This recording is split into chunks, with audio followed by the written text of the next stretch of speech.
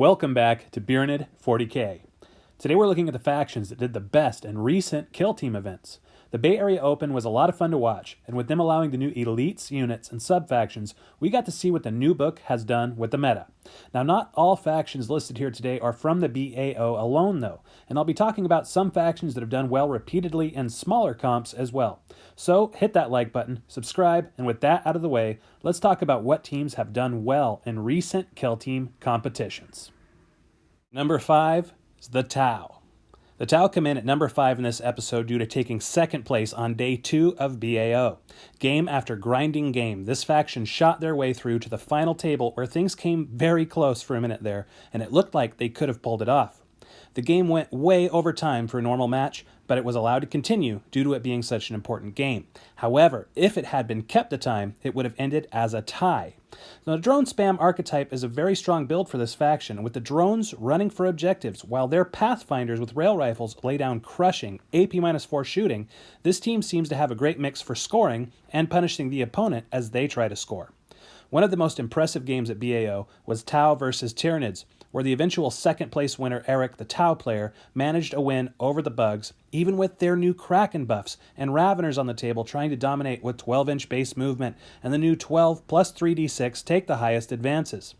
Tau drones are an interesting aspect for Kill Team right now, because on one hand, they have it a bit rough in Arena, because they can't open the doors. Yet on the other hand, the fly keyword plus the great base movement lets these little drones zip through corridors that would normally be too clogged for other units to move through.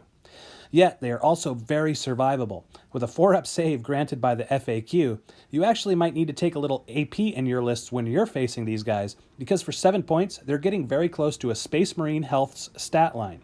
So they can really tie you up if they decide to charge. Now, even though they likely won't kill you in melee combat, Arena is only 4 rounds, so sometimes it feels like a fate worse than death to have a 7-point model charge a 21-point model, which brings us perfectly to faction number 4, Deathwatch. Coming in at number 4, the Men in Black, the Deathwatch. A few months ago, things weren't looking very good for these guys in Arena. The small buff that they got in Elites helps, but these guys managed to take 2 top spots in recent events before Elites started to be accepted in competition. One of the players that won a tournament with the Deathwatch was me. Yay! Oddly enough, I won a local arena tournament with Deathwatch, running a 5-man team in all the games. And I still managed to win the tournament with a perfect record of 3-0. Another player also won a BAO prep tourney, using a similar build, which means that a 5-man team is still viable in arena competitions, as crazy as that sounds. Frag cannons and the Infernus stack I developed months back really put a lot of firepower down and can counter hordes if played correctly. I faced Tyranids, Tau, and Necrons in my own games, and the other player faced Tyranids, pox-spamming Death Guard, and Grey Knights from what I saw.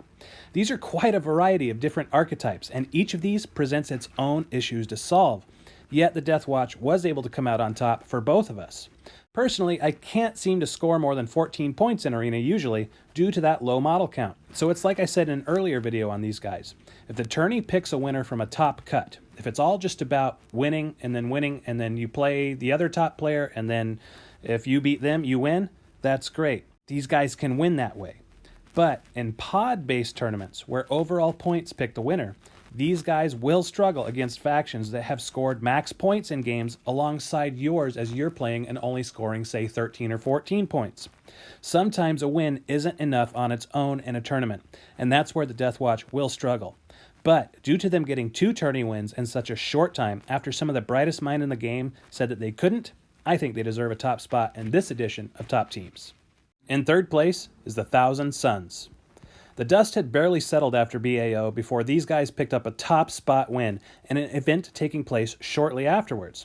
Thousand Suns, they seem to be dealt a dirty hand from the Elites book with the fact that the second psychic ability that they were given access to had to come from a Terminator.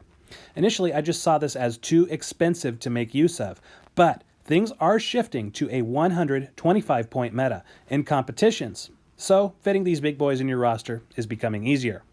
We know that there will be 2 events coming up at the SoCal Open, played at 125. So at this new points level, we might just see that the high cost of Terminators doesn't automatically disinclude them in objective-based games like I had originally thought. With 2 Cybolts per turn, Zangors to take objectives and tie up big guns, and the single Termi adding a lot of tankiness and potential melee threat, it will be interesting to see if this faction continues to do well at the higher points level. These guys did great at Adepticon even before the new buffs and changes to higher points games, so I'll be keeping my eye on them for sure. Number 2, Servants of the Abyss. This faction comes at number 2 because of the fact that they took top spot at Warhammer World, crushing the competition, and things are only looking better for them as the tourney meta shifts to 125-point games. I tested a few of my teams against a simple list of 12 Negavolt cultists and 3 guardsmen, and wow, these guys are strong at 125. The Negavolt cultists come in with 3 attacks base, but if they roll a 6 to hit, that attack scores 3 hits instead of just 1. So you will often see a single guy dropping 5 to 7 attacks in melee combat. And that's not even their maximum 9, which can come up if they roll 3 6s. This goes even higher with things like combat specs. So imagine just a single guy getting in with you, boom, 9 attacks. That's pretty strong. To add to their offensive punch, these guys have a decent chance of dealing a mortal wound to you just by making a successful charge. No, it doesn't happen every time they make it in, but against things like my Deathwatch in the test game, it went off twice in 3 rounds, which is very strong when you're only running 5 Marines against these guys. 2 free mortal wounds on top of the bucket of dice they can drop in melee is very tough. To make things even better for them, they're actually pretty survivable, with a 5-up invuln and a 5-up feel no pain. Not many things in the game can get charges off against a frag cannon in full line of sight. No protection at all, just run at them. These guys can do it. Sure, I dropped 2d6 auto hits, but the invuln, the FNP, and then the 50% chance of shrugging it all off as a flesh wound means there's a very good chance that with enough of these bodies, they're going to get a guy in. And 125 points. This lets them take enough bodies to throw a few away, if needed, to ensure a charge. Overall, I see these guys doing well against hordes like Tyranids due to having so many attacks, and they're good against elite factions like Deathwatch and Astartes due to the mortal wounds and that survivability paired with simply having more bodies. They might be an expansion faction, but they are a solid one, and the shift to 125-point games and upcoming competition, letting them take more bodies, means that these are something you should definitely watch out for. All right, so we have one more faction today coming in at number 1, but first, be sure to hit that like button if you haven't already, subscribe to the channel, and with that out of the way, let's look at the top faction for April and May 2019. Coming in at number 1, we have the Asuryani. The Eldar were a serious threat even before elites happened, but the new Bealtan attribute letting everybody reroll ones to hit in the shooting phase, and the new Howling Banshees that deny you the ability to fire Overwatch or retreat when they charge you, really buffed these guys into the stratosphere and firmly into Tier 1 territory. Day after day, match after match, we saw these guys dominate at BAO, with only 1 loss to Tyranids the entire weekend. These guys are incredibly good with cheap scoring units that can also advance and still shoot at full ballistic skill. And frankly, the thought of all of this buffed even further in 125-point games, potentially letting them field 3 X-Arcs if a player wanted to, this means that Eldar are, in my opinion, going to remain a real threat that you need to expect to see at final tables. With 2nd place at LVO, and now 2 days of top finishes at BAO, 1st place both days, and local competitions all over under their belt, the fact is that you need to be preparing for these if you're coming to the SoCal Open or LVO. We've seen that Tyranids give them a hard time, but I also suspect quality, strength 4 shooting with a 2-wound chassis could give these guys a bit of trouble too. Things like Primaris Intercessors would be perfect if you could take a few more in your games, but that high cost makes it difficult. Grey Knights seem to be the only elite style or small squad type of faction with an easy answer to the Howling Banshee that you can pull off on the fly. Because if the Howling Banshee charges and you can't fire Overwatch, well, you can still attempt to drop the mortal wound in the psychic phase afterwards.